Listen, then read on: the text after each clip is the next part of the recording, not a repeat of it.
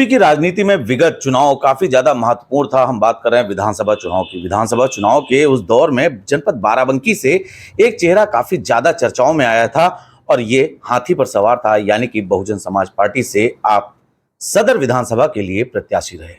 Doctor Vivek Verma नाम आप में से अधिकांश लोग जानते होंगे। आज इन्होंने कुछ सनसनी फैला दी है।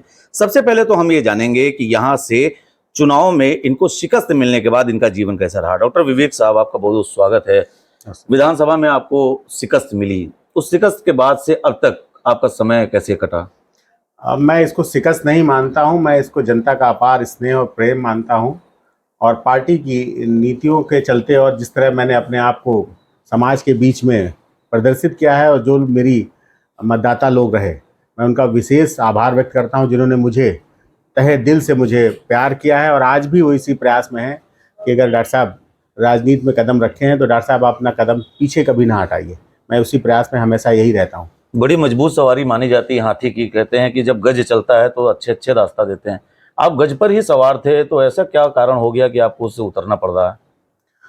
उतरना कुछ सामाजिक स्थितियों के सामने, और प्लस अगर कोई पार्टी बहुत ही निष्क्रिय है समाज के प्रति, उसका उदासीन रवैया मुझे शायद नहीं पसंद आ रहा है। इसी के चलते मैंने निर्णय लिया कठोर कि जो बाबा साहब डॉक्टर भीमराव अम्बेडकर का सपना था, छत्रपति साहू जी महाराज का जो सपना था कि जिसमें गरीब, दलित, शोषित, पिछड़े वर्गों की लड़ाई, वो लड़ने का जो सपना देखते थे उनको आगे लाने का, उसमें कहीं ना कहीं बसपा मुझे कमज़ोर दिख रही है। इसी के चलते मैंने कठोर निर्णय लिया है कि मुझे बेहतर है कि मैं अपनी सामाजिक लड़ाई लड़ता रहूँगा, लेकिन इस बसपा पैनल के तले नहीं। परिवार का पुराना राजनीतिक अनुभव रहा है, आपने भी राजनीति वर्तमान समय की देखी है। आपको क्या लगता है कि बाबा साहब भीमराव अम्बेडकर की जो एक विचारधारा है, सामाजिक समरसता की भावना जो है, कौन सा दल पूरी तरीके से अंगीकार करते हुए गतिमान है?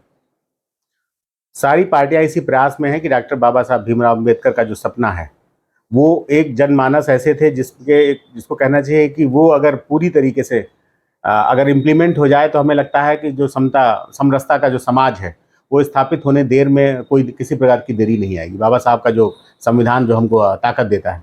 एक बड़ा इशारा आपने डॉक्टर साहब दिया है कि आपके हिसाब से कोई भी राजनीतिक दल उस वस्तु को, उस बातों को अंगीकार नहीं कर रहा जो बाबा साहब द्वारा निर्दिष्ट की गई हैं, उनके द्वारा लिखी।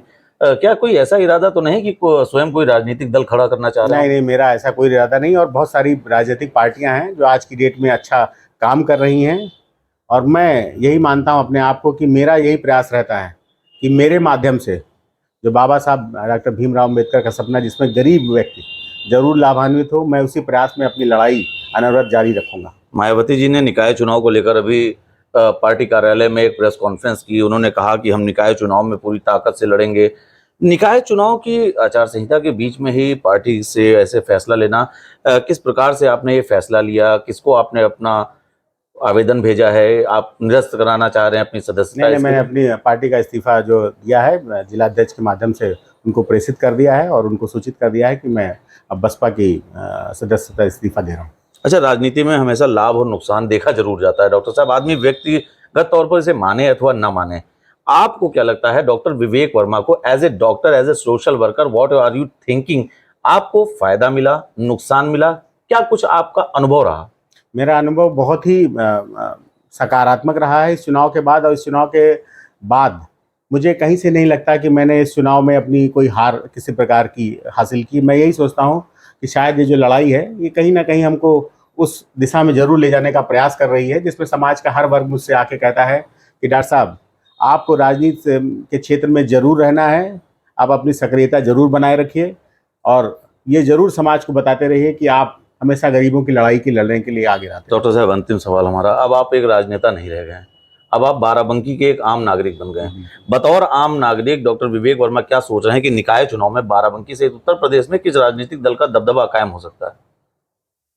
राजनीति एक ऐसा माध्यम है जिसमें जनता जनार्दन का ही सबसे बड़ा रोल है, और वर्तमान समय में जनता किस पार्टी से खुश है ये जनता निर्धारित करती है। मुझे जहां तक लगता है कि आने वाला समय बाराबंकी जनपद में किसी अच्छे उम्मीदवार को, जो वाकई में बाराबंकी नगर पालिका को विकास के माध्यम से आगे ले जाएगा, उसी को जनता चुनेगी। इसमें सबसे बड़ा रोल हमारी स्थानीय जनता का है। अभी तक आपने देखा होगा कि अवसरवादिता की जब भी बात आती है तो कोई राजनेता किसी पार्टी से हटता है तो किसी दूसरी पार्टी पर सवार हो जाता है, लेकिन बहुधा अक्सर ये बहुत कम देखा जाता है कि हाथी जैसे बड़े वाहन पर सवार होने के बाद अगर आदमी उतर रहा है तो वो किसी भी वाहन का सहारा नहीं ले रहा है। एक बात और डॉक्टर साहब का कहना है कि हाथी जब चलता है तो अच्छे अच्छे लोग रास्ता देते हैं, लेकिन उनका ये कहना है कि हाथी की जो गति होती है वो काफी धीमी होती है, इसी कारण उनको उस हाथी से उतरना पड़ा। उन्होंने साफ तौर पर कहा है कि आने वाले समय में वो किसी भी राजनीतिक दल की तरफ अभी जाने का विचार नहीं कर रहे हैं। हालांकि उन्होंने भविष्य के ऊपर भी यह निर्णय छोड़ा है कि आने वाला समय कैसा होगा। हाल फिलहाल बाराबंकी में बहुजन समाज पार्टी से लोकसभा के प्रत्याशी, विधानसभा के प्रत्याशी रह चुके डॉक्टर विवेक वर्मा का इस मौके पर बहुजन समाज पार्टी से किनारा करना कहीं ना कहीं मायावती के लिए एक बड़ी चोट साबित होगा। बाराबंकी से द कैमरा 199 के लिए नीतीश मिश्रा।